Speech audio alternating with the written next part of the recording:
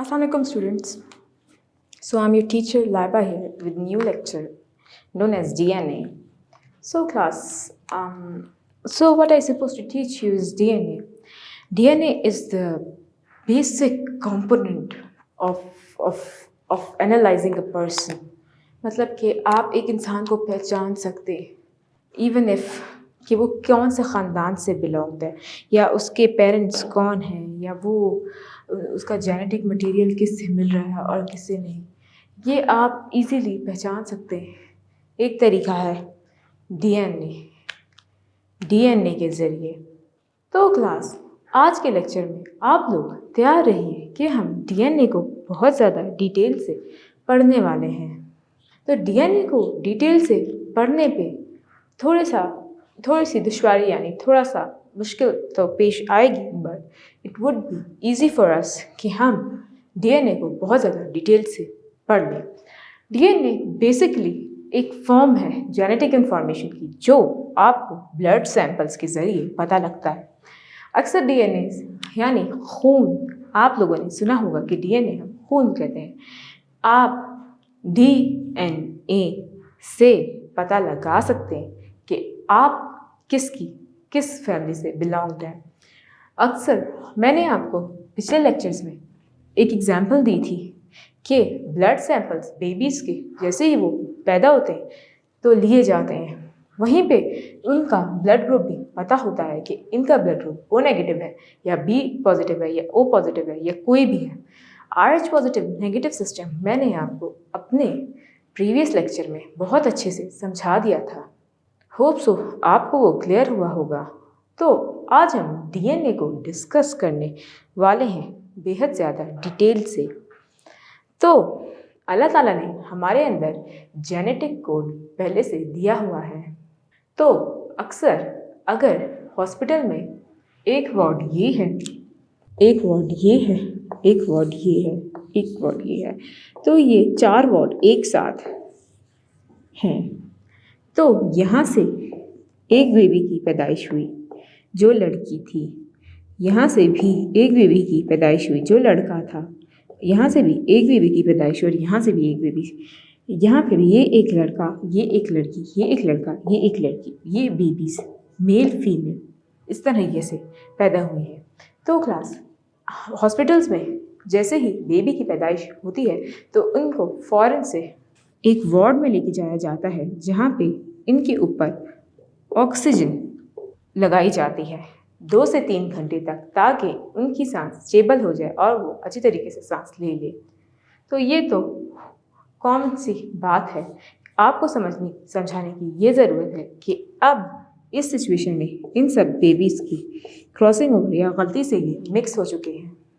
तो डॉक्टर बहुत ज़्यादा कंफ्यूज होंगे कि ये हुआ कैसे। तो क्लास, वैसे तो ये पता लगाना बेहद ज़्यादा मुश्किल है कि बेबी के पेरेंट्स असल में हो कौन सकते हैं जो मिक्स हो चुके हैं।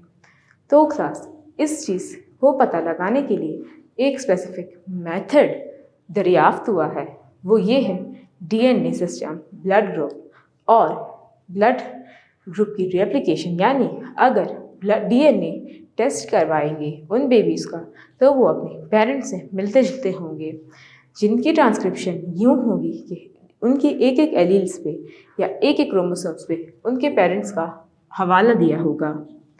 तो क्लास, डीएनए होता कहाँ है और क्रोमोसोम्स डीएनए से क्या लिंक है, मैं आपको अभी अभी बताना चाहूँगी। क्रोमोसोम्स इस शक्ल के होते हैं। क्रोमोसोम्स इस शक्ल के किस लिए होते हैं, मैं ये आपको अभी इसी जगह पे फ़ौरन से बताऊंगी। क्रोमोसोम्स के अंदर लोकस मौजूद होते हैं। जब क्रॉसिंग ओवर हो रही होती है तो इसके अंदर ये क्रोमोसोम्स जो न्यूक्लियस के अंदर मौजूद होते हैं वो इसके अंदर बता कर रहे होते हैं कि है क्या। तो क्लास, आप लोग एक बात याद रखें कि ये बहुत इम्पॉर्टेंट स्ट्रक्चर है। क्लास, मेरी बात गौर से सुनिएगा कि इस जगह पे आखिर हो क्या रहा है। तो क्लास, यहाँ पे डीएनए न्यूक्लियस के ऊपर ही मौजूद है। खून के अंदर बहुत सारे सेल्स होते हैं और खून के अंदर ही पता लगा लिया जाता है कि कौन कहाँ से ओरिजिनेट हुआ है। तो ब्लड सैंपल्स लेने से पहले ही यहाँ पे काफ़ी बातें बताई हैं कि क्रोमोसोम्स के ऊपर जेनेटिक मटेरियल पहले से मौजूद होता है। जेनेटिक मटेरियल एक जगह से दूसरी जगह इंफॉर्मेशन ट्रांसफ़र करने का काम कर रहा होता है। तो क्लास अभी मैं आपको एक ब्रीफ रीडिंग डीएनए के बारे में दूंगी, जिसको डीऑक्सी राइबोस न्यूक्लिक एसिड भी कहा जाता है। In prophase, chromatin material condensed in a chromosome's chemical analysis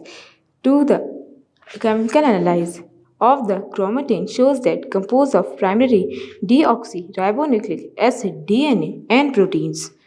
तो क्लास इसमें ये बात बताई हुई है कि हमारे ब्लड के अंदर डीऑक्सीराइबोन्यूक्लिक एसिड मौजूद होता है। तो डीऑक्सीराइबोन्यूक्लिक एसिड के अंदर क्रोमेटिन मटेरियल यानी क्रोमोसोम्स प्रोफेज 1 में मौजूद होते हैं। And chemical analysis of chromatin composed of deoxy यानी केमिकली वो डीऑक्सीराइबोन्यूक्लिक एसिड के फॉर्म में मौजूद होते हैं। डीएनए और प्रोटीन्स आपके न्यूक्लियस के ऊपर जेनेटिक मटेरियल में एनाफेज 1 में मौजूद होता है। यानी एनाफेज 1 जब सेल डिवीजन स्टार्ट होती है और एनाफेज का प्रोसेस स्टार्ट हो जाता है। एनाफेज, मेटाफेज और बाकी सारी स्टेप्स आपने 9th क्लास में यकीनी तौर पे पढ़े होंगे। तो अगर नहीं पढ़े तो आप एक बार उनको पढ़ के ये चैप्टर मेरे लेक्चर सुनने की कोशिश करिएगा। तो क्लास यहाँ हमें डीएनए और प्रोटीन के बारे में बताया है कि हमारे अंदर जेनेटिक मटेरियल डीएनए और प्रोटीन होता है, जिसके अंदर डीएनए के अंदर क्रोमोसोम्स मौजूद पहले से होते हैं जो केमिकल एनालाइजेशन के काम आ रहे होते हैं। ये एक तरह के ऑर्गेनिक मॉलिक्यूल्स होते हैं। ये एक तरह के ऑर्गेनिक मॉलिक्यूल्स इसीलिए होते हैं क्योंकि ये कार्बन की चेन्स बनाए हुए होते हैं। Chemical composition, DNA is the genetic material. DNA genetic material के नाम से मशहूर होता है। It is long molecule 2 nanometre thick and it runs continuously within the each chromosomes. ये बहुत तेज़ी से हर एक क्रोमोसोम्स में मौजूद क्रोमोसोम्स के अंदर मूव कर रहा होता है। इसको असल में डीएनए को जेनेटिक मटेरियल भी कहा जाता है। डीएनए यानी आपने एक बात तो सुना होगा कि आपके खानदान वालों से आपका खून का रिश्ता है, यानी आपकी फुप्पो और आपके चाचा वगैरह से आपका खून का रिश्ता, आपके बाबा से आपका खून का रिश्ता है। वजह ये है कि आपका खून, आपकी रगों में जो खून दौड़ रहा है वो आपके फोरफादर की जनरेशन से चलता हुआ आ रहा है। होप सो आपको डीऑक्सीराइबोन्यूक्लिक एसिड के बारे में काफ़ी ज़्यादा इन्फॉर्मेशन अब तक आ गई होगी। Genes are short lengths of DNA in chromosome. DNA is acidic in nature. Gene काफ़ी शॉर्ट होते हैं और जीन्स का ये भी बताया जाता है कि वो एसिडिक होते हैं नेचर के अंदर।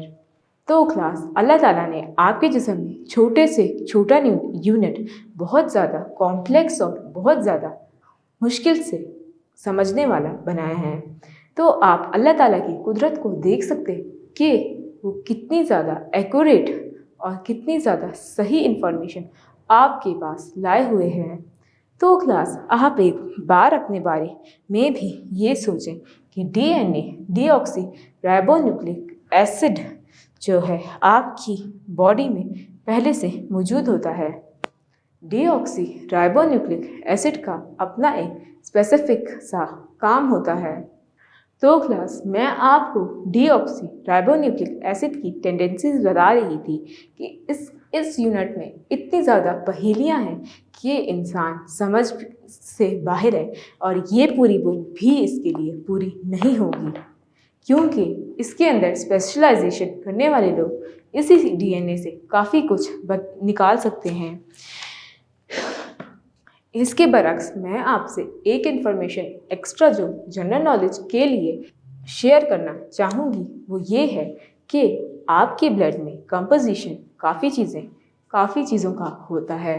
तो क्लास डीएनए यानी डीऑक्सी राइबोन्यूक्लिक एसिड के बारे में यहाँ पे आपको बहुत कुछ बताया हुआ है। डीएनए में आपकी वजह से ही आपको जेनेटिक इंजीनियरिंग का भी अच्छा सा रिजल्ट मिलता है। जेनेटिक इंजीनियरिंग मैं आपको अपने आने वाले फ्यूचर लेक्चर्स में ज़रूर पढ़ाऊँगी। और पिछले लेक्चर्स में अगर आपको याद हो, मैंने जेनेटिक इंजीनियरिंग का काफ़ी तफसील से जिक्र किया था कि एक न्यूक्लियस जब किसी हेल्दी एक ऐसी जानवर, दो गायें जो एक अच्छा दूध देती है और दूसरी गाय एक जो दूध तो अच्छा नहीं देती लेकिन उसके पास बहुत ज़्यादा चर्बी है यानी सेहतमंद है, तो वो एक कमज़ोर गाय का न्यूक्लियस उठा के एक सेहतमंद गाय की न्यूक्लियस में डाल दिया जाए तो जेनेटिक इंजीनियरिंग यानी जो ऑफस्प्रिंग पैदा होगा वो दूध भी अच्छा देगा और उसका वज़न भी अच्छा होगा। यही वजह है जेनेटिक इंजीनियरिंग काफ़ी सालों से काम आ रही है। तो क्लास हम इस टाइम केमिकल कंपोजिशन के बारे में बताएंगे। Chemical composition of DNA. DNA is complex macromolecules.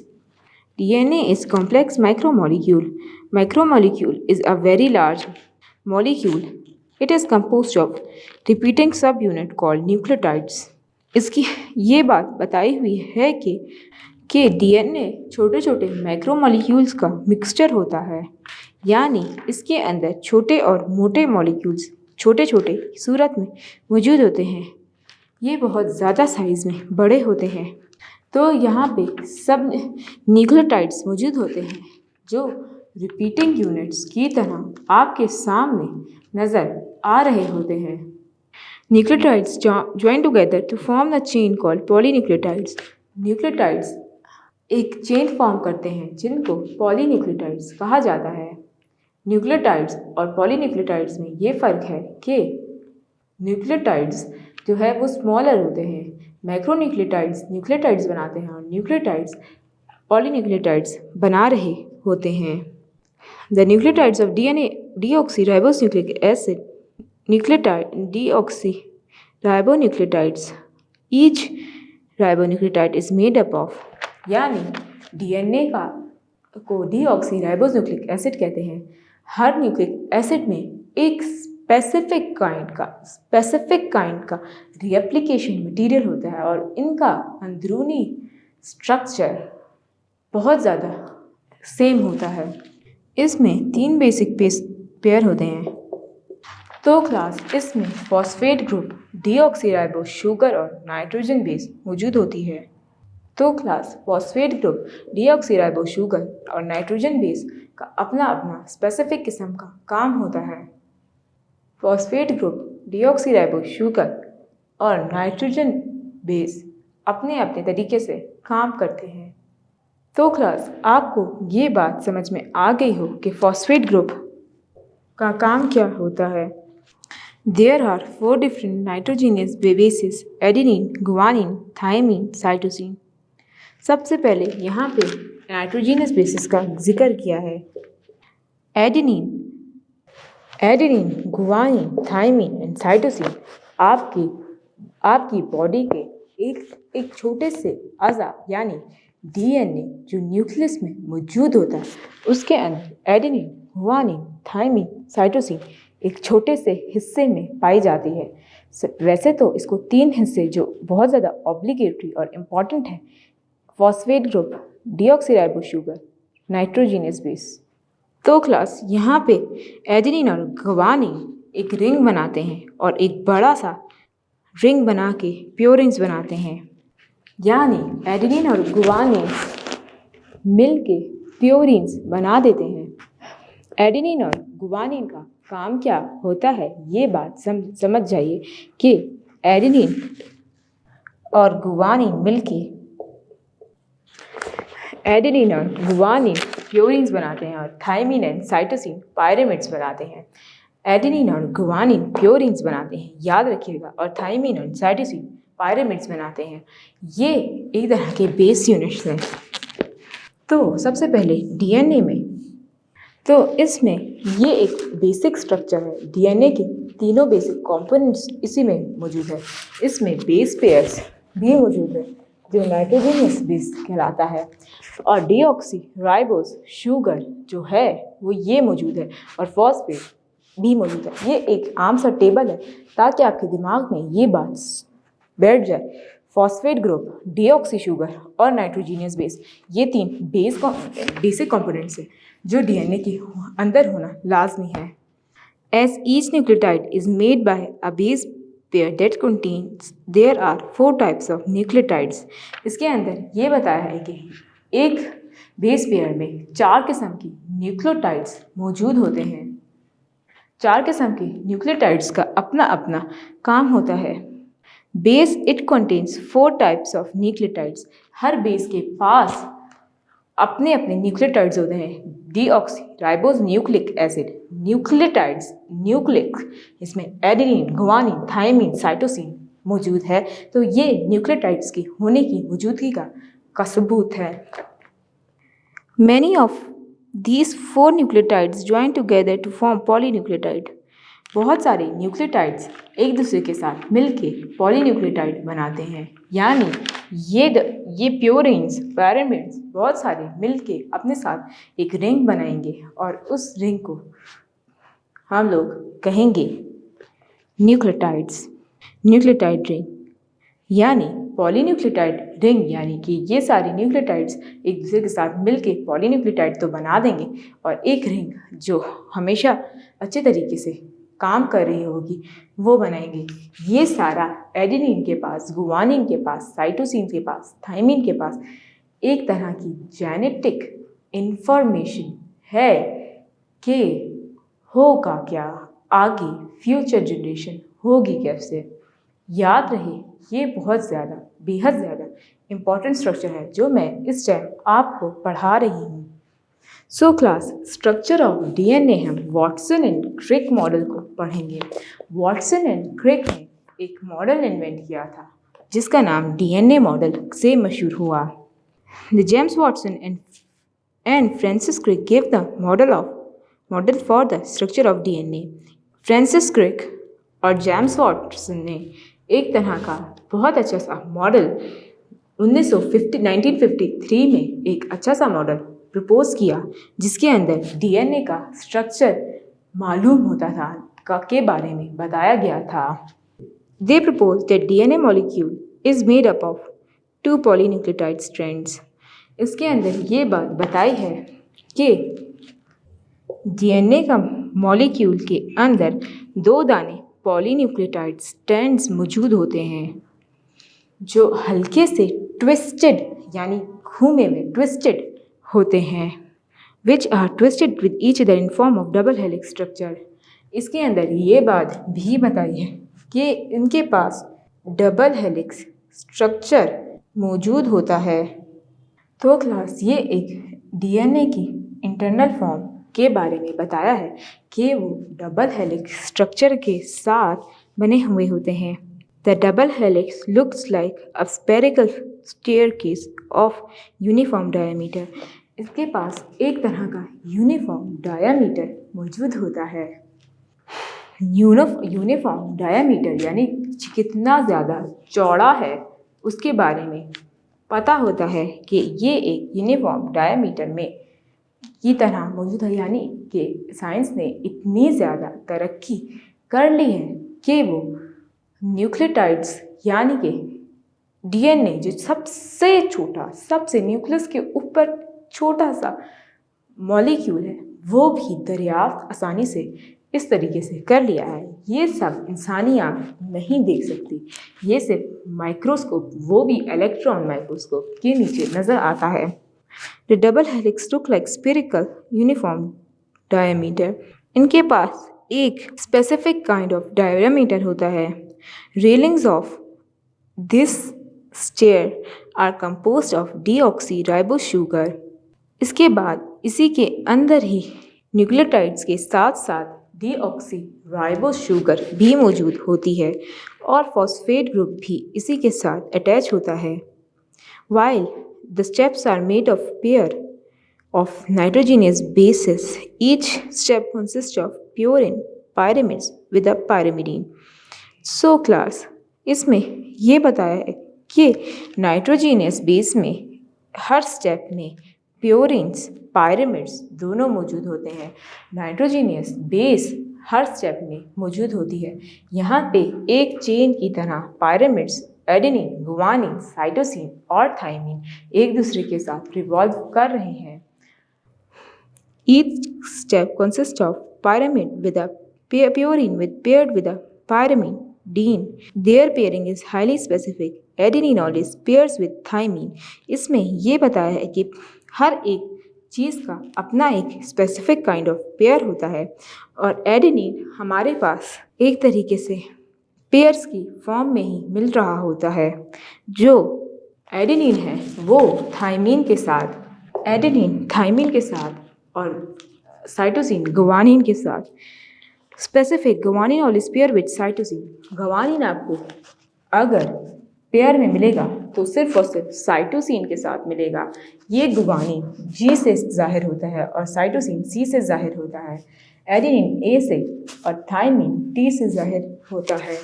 तो ये एक अगर पेयर्स में मिलेंगे तो गुवानिन हमेशा साइटोसिन के साथ ही मौजूद मिलेगा और एडेनिन हमेशा डबल बॉन्ड बना के थाइमिन के साथ ही मौजूद होगा। Form between A and T while 3 hydrogen bonds are between G and C. यहाँ पे 3 हाइड्रोजन बॉन्ड्स के साथ ही ये गुवानिन और साइटोसिन मिलेगा और एडेनिन और थाइमिन डबल बॉन्ड के साथ मिलेगा। Nitrogen base between the adenine and cytosine. Nitrogen base के बारे में इसमें ये बताया है कि एडेनिन और साइटोसिन के अंदर एक तरह की नाइट्रोजीनियस बेस मौजूद होती है। Nitrogenous base adenine, guanine, thymine, cytosine कहते हैं। ये नाइट्रोजन बेसेस एक दूसरे के साथ पेयर्स बनाती हैं। The two polynucleotide strands held together in their helical configuration.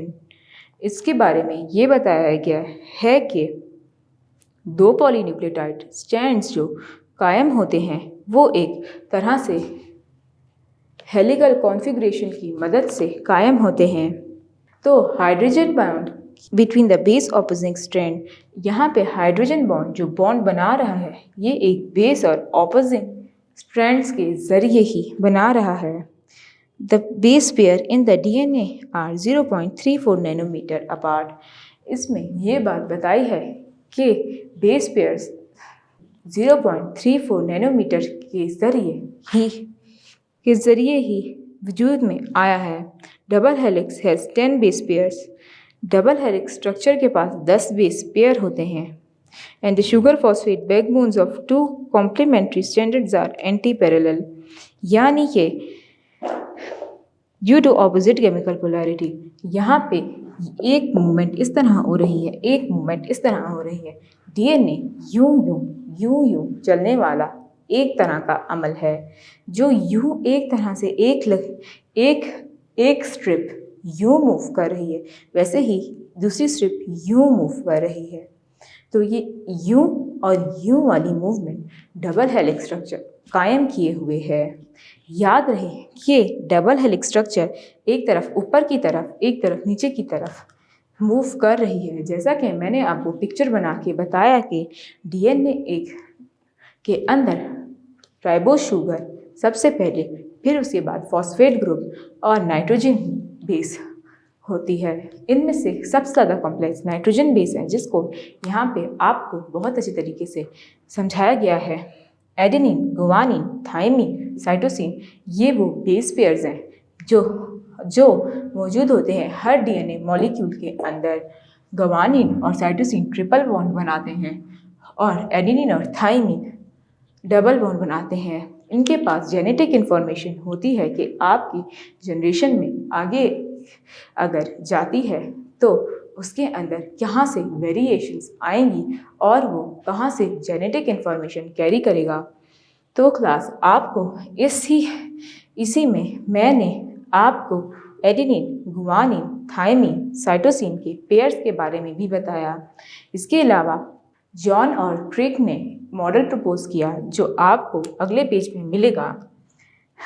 ये मॉडल में बेस पेयर्स मौजूद होते हैं, जैसा कि एडेनिन और गुआनिन हमेशा एक साथ बॉन्ड बनाएंगे और थाइमिन एंड साइटोसिन हमेशा एक साथ पैरिमिडीन बनाएंगे।